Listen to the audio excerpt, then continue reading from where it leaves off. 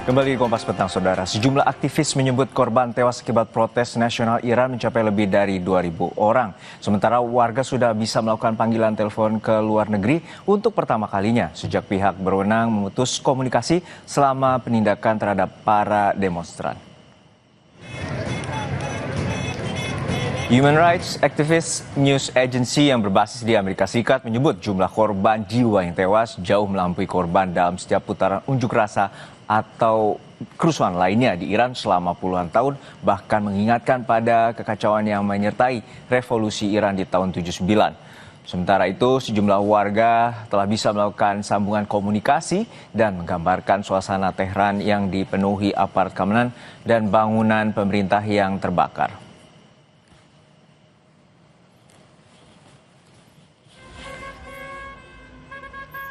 Presiden Amerika Serikat Donald Trump secara terbuka menyerukan warga Iran terus melakukan aksi protes di tengah tindakan keras aparat keamanan yang menewaskan ribuan orang. Dalam pernyataan terbarunya, Trump bahkan menjanjikan bahwa bantuan sedang dalam perjalanan bagi para pengunjuk rasa. Pernyataan itu disampaikan sehari setelah juru bicara Gedung Putih mengatakan bahwa serangan udara termasuk di antara banyak opsi yang tengah dipertimbangkan Amerika Serikat. By the way, to all Iranian patriots, keep protesting, take over your institutions if possible, and save the name of the killers and the abusers that are abusing you. You're being very badly abused. And all I say to them is help is on its way. You saw that I put tariffs on anybody doing business with Iran.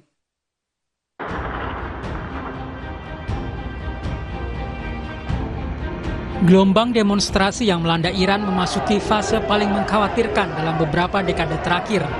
Iran menuding Amerika Serikat di balik aksi unjuk rasa ini.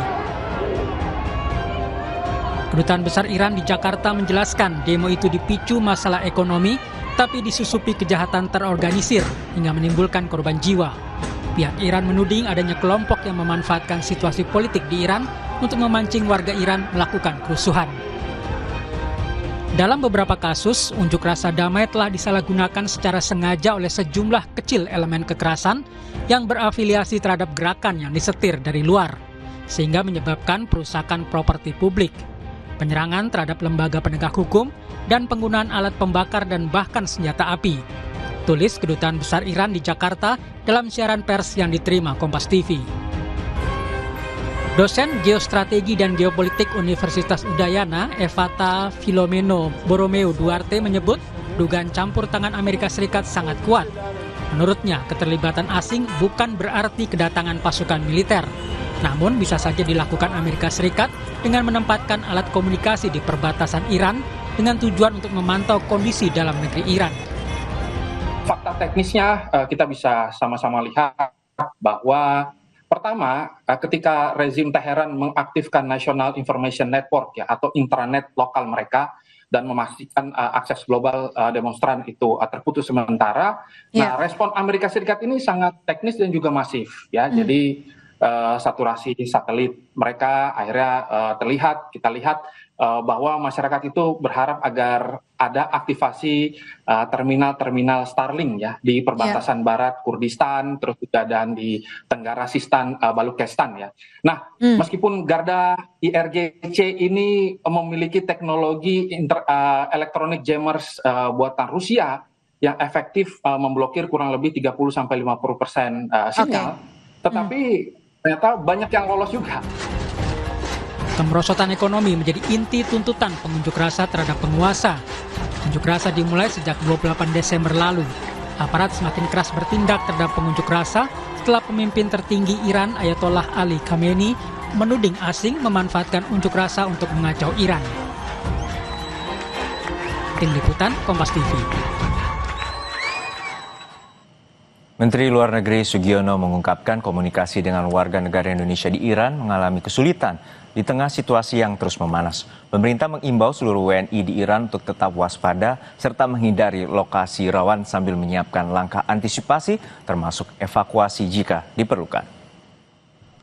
Komunikasi agak sulit ke Iran, kebanyakan warga negara Indonesia di Iran itu adalah pelajar yang terkonsentrasi di Kharkov dan Isfahan harus sampaikan kepada seluruh warga negara Indonesia yang ada di Iran untuk tetap waspada, memperhatikan perkembangan situasi. Aksi demo di Iran kian memanas. Keterlibatan Amerika Serikat kian jelas setelah Presiden Amerika Serikat Donald Trump menyerukan warga Iran untuk terus melakukan aksi protes sambil menjanjikan bantuan yang akan segera datang. Lalu apakah aksi unjuk rasa ini akan berujung pada pergantian pemerintahan Iran? Kami akan membahasnya bersama Adrianus Prima, praktisi pertahanan Lembaga Kajian Strategis KRIS. Selamat sore Mas Adrianus, semoga sehat-sehat selalu. Selamat sore, halo. Ya. Mas Adrianus, kita melihat bahwa pernyataan Presiden Trump cukup kontroversial bahwa melakukan provokasi, bahwa pengunjuk rasa terus melakukan unjuk rasa hingga mengakhiri pemerintahan Iran saat ini dan juga akan menyatakan memberikan bantuan, bahkan juga akan melakukan tindakan lebih serius misalnya dengan menyerang secara militer. Lalu seperti apa sebenarnya kepentingan Amerika Serikat terhadap situasi di Iran saat ini? Tentu saja pemerintah Amerika Serikat berkali-kali, baik pemerintahan Trump maupun sebelumnya, secara langsung dan tidak langsung menginginkan perubahan pada rezim Iran. Itu hal yang sama-sama kita ketahui ya. Apalagi di pemerintahan sekarang berapa kali melakukan aksi-aksi kinetik, tentu saja bukan cuma oleh Amerika sendiri, tapi juga oleh sekutunya di Timur Tengah, yaitu Israel. Kita sudah sering melihat aksi-aksi langsung yang tentu saja tujuan utamanya adalah destabilisasi dan juga menggulingkan pemerintahan Iran yang sekarang, begitu. Dan ini apakah juga dampak dari perang Iran-Israel 12 hari yang terjadi pada pertengahan 2025 lalu, dan ini merupakan tindakan skematik yang dilakukan oleh aliansi antara Israel dan Amerika Serikat terhadap pemerintahan Iran? Betul, betul. Jadi kalau saya melihat dan teman-teman melihat juga banyak pakar hubungan internasional melihat ya, ini memang masih berurutan. Tentu saja ini menjadi kesempatan yang baik lah untuk pemerintah Amerika dan pemerintah Israel untuk memperkeruh suasana lah. Meskipun memang demo ini sangat masif ya. Jadi sampai lebih dari 31 provinsi dan lebih dari 100 kota. Tapi tentu saja di tengah pembatasan informasi ini kita juga masih belum bisa melihat apakah jumlah korban dan sebagainya itu seperti yang digembor-gemborkan oleh media barat.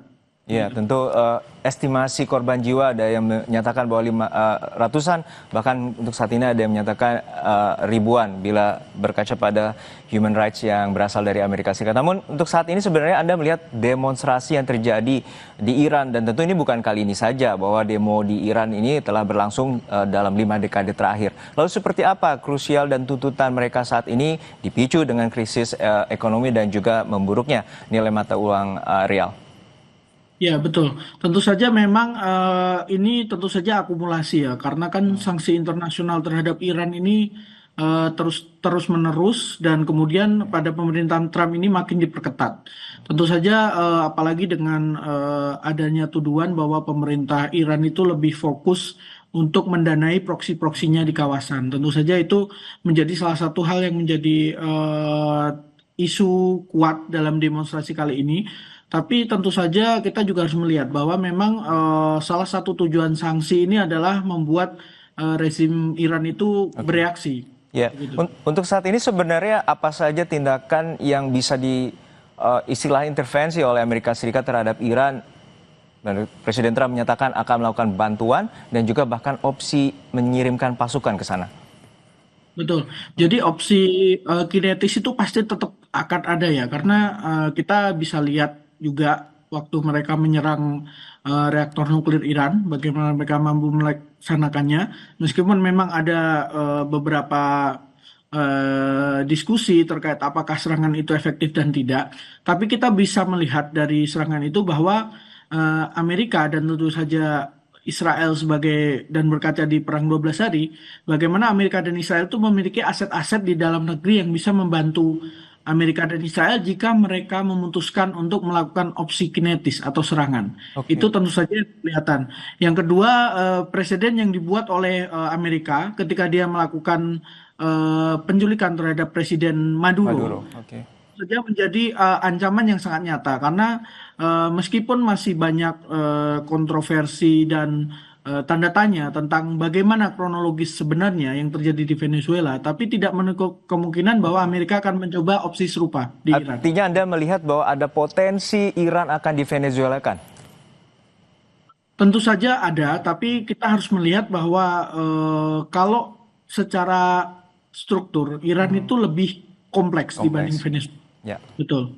Kemudian ukuran negaranya juga lebih besar dan juga Amerika masih memiliki opsi-opsi seperti opsi non-kinetis, misal mengaktifkan melawan jammingnya Iran dengan mengaktifkan Starlink supaya semakin banyak video, semakin banyak pemberitaan dari dalam Iran. Ini kan sampai saat ini yang terbuka baru akses telepon. Ini juga bisa menjadi opsi sebelum mereka mengeskalasi lebih jauh. Begitu. Ya, selain faksi yang berada di Iran dan juga Iran memiliki senjata nuklir yang juga selama ini menjadi sanksi yang terus diberikan oleh Amerika Serikat terhadap kepemilikan senjata itu. Terima kasih atas perspektifnya Mas Adrianus Prima, Lembaga Pertahanan dan Keamanan Strategis KRIS, telah berbagi informasi di Kompas Petang. Informasi terhangat lainnya akan kami hadirkan kembali hanya di Kompas Petang usai jeda.